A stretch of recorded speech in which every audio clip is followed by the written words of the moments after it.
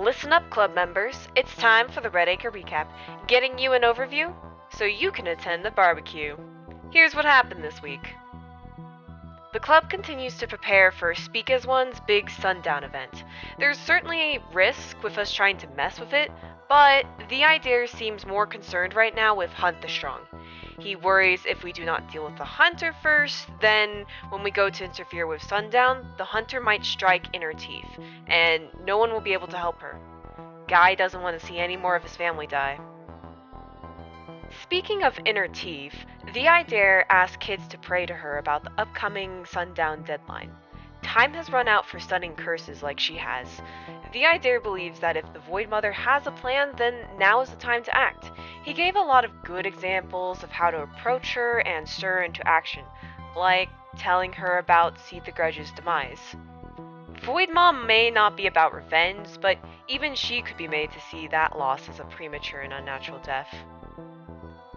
As a whole, the club is almost ready for Sundown. According to Gwen, we almost have enough sleeper uniforms for everyone in the club. All we have to do now is wait for the signal from Mr. Pedici, and then it's go time, baby! While we still have some downtime before mission Stop Sundown, here's some other information to ponder on. Speak as One spoke more of their deal with Laugh Last, saying it was the children who persuaded Laugh Last into joining the sleeping god. And speaking of Laugh Last, Speak as One says he's bored in isolation, go figure. But it's not like he can go back on the deal, considering Speak as One has the Jester's true name. They did reveal that even with Laugh Last's share of Old Tongue, they couldn't fill in the gaps to get the Idea's true name. So, that's a relief.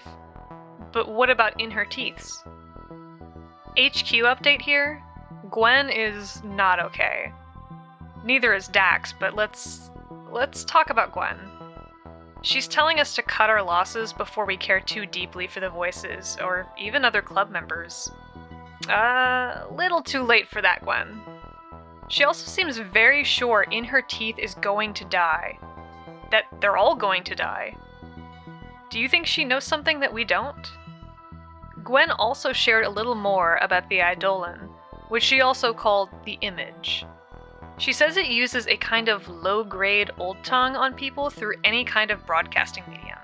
Like, characters on TV would start talking to you, personally, in snippets. Very unsettling, though I'm not actually sure if I'd mind if Dale Cooper started talking to me. It sounds kind of fun. And for you voice history nerds, Gwen told us Speak as One fought against the Eidolon in Toppenish, and was maybe a little too prepared for it this time. She says they may have let other voices in on accident because they were being too vigilant of the media in Redacre. But despite how interesting, Gwen says the Eidolon can't help us here and that the curses are the way to go for our current problems. While our problems may be numerous, here's a few suggestions on how to help. The Idare has asked us to talk to Inner Teeth about them working together, or at least being on the same side. The Idare really wants us to convince her to take on the Hunter now, before it's too late. We could send in a lot of lights, asking Inner Teeth to help us, but Dax thinks we should also help out a little bit more by sending in lights of information. He's not quite sure what super secret spy stuff she might be into, but he knows the Void Queen is interested in anything weird happening to Hunt the Strong. The Idare also thinks that Inner Teeth should be filled in on any remaining mysteries. He has faith that she'll figure it out. Something from them, at least. Okay, club members, that's what you need to know for this week's Redacre Recap. Stay safe, stay smart, and stay awake. Over and out.